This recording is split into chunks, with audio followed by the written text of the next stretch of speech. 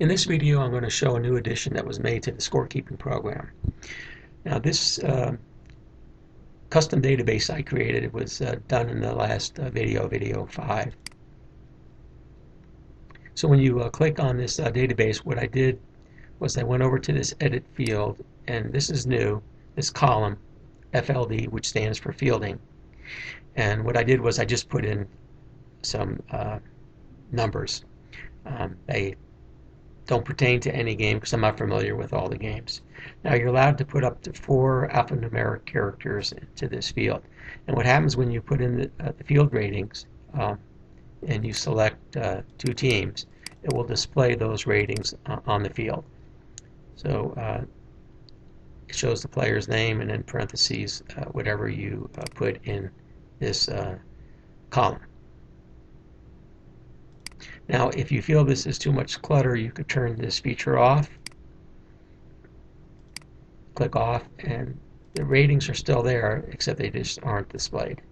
Now, the game doesn't interpret the ratings, it just displays them.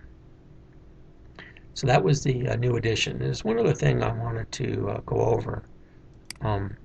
Someone had a question, and it was, can you have 2 different replays with the same season with 2 different tabletop games? And the answer is yes. Now what you would do is that you would come over to your created season database, right click. I'm doing this within Windows, not the program. This is Windows. I hit copy, click off, and then hit paste. Now you need to rename each season to the tabletop game. And on this particular one, the person was playing APA and Payoff, I believe it was. So I'm just giving suffix to each database. So now when you open up the application, it's going to show both. Now, if you already started a replay, it's going to show some games.